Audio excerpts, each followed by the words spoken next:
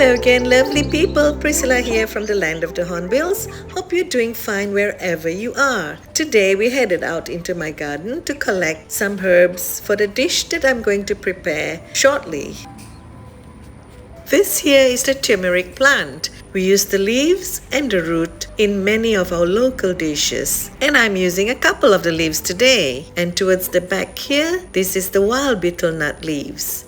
We usually use this in our nasi ulam and also in our otak-otak, which is a very fragrant fish-based dish that is steamed if done Nyonya style. But today for my dish, I'm not using any daun kaduk.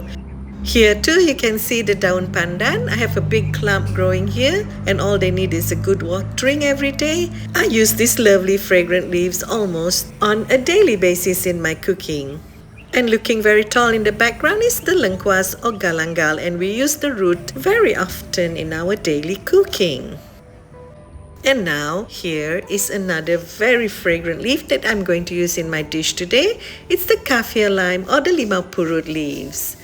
There's a lot of kaffir limes now on the tree. We normally use just the rind in our cooking too. The leaves and the rind of the lime fruit provide a lovely level of fragrance to our dishes. And here is the curry leaf tree that I have. I know it needs a little pruning, but I still get lovely leaves provided by this one tree when I need it. Even the flowers are fragrant. So I'm not using any of these leaves at the moment, but I just would like to show you how easy it is to plant. You just plant it in a pot or on the ground. I used to have it in the ground. It grew into a huge tree. Now I have one in the pot.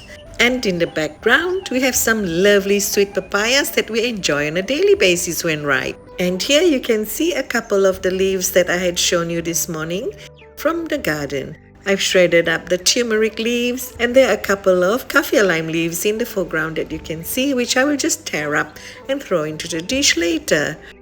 In addition to the leaves, I've got some tomatoes, I've got some pineapple cubes cut up, eggs, half a cup of coconut cream, and also a couple of packets of instant noodles that's going into my dish today. You can use Asam laksa, you can use curry, or you can even use tom yum flavored instant noodles. And because it's instant, it doesn't have to be boring, right? Here I'm adding 2 sachets of the laksa seasoning into a pot of water. It has about 3.5 cups of water in there, and I'm adding a cube of curry seasoning in there too. I'm stirring it until the cube dissolves, and then I'm letting that come to a simmer. And while that's happening, I'm going to fry up the eggs.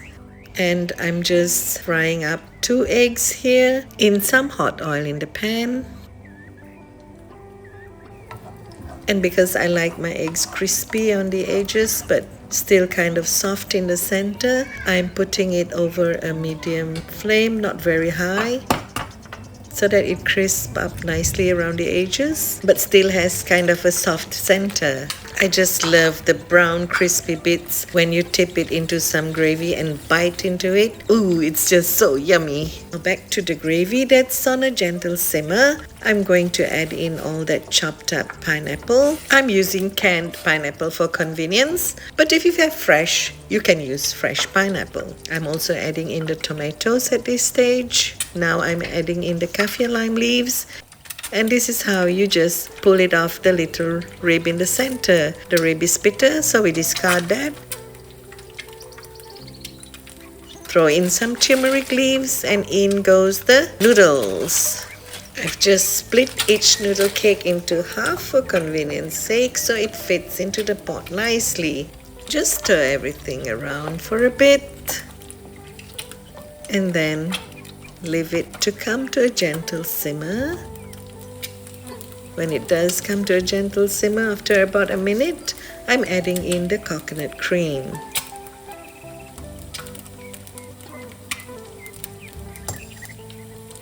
Just stir it so the coconut cream gets well mixed into all that gravy, and you will get a nice creamy yummy soup.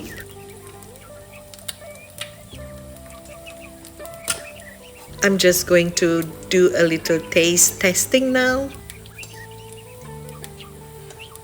That will be good enough to serve in a minute. Just adding all the coconut cream that's left over in the cup. Giving it another gentle stir. And off goes the flame.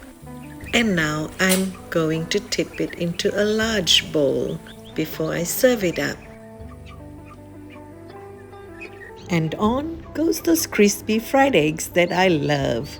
So yummy. And also on goes some extra garnishing of turmeric leaves before I serve this yummy dish up. And I'm going to enjoy this simple but flavorful dish. I hope you can get some ideas from how I prepare one of my family favorites. Thank you for watching, folks. We'll catch up with you in my next video. Do tune in again.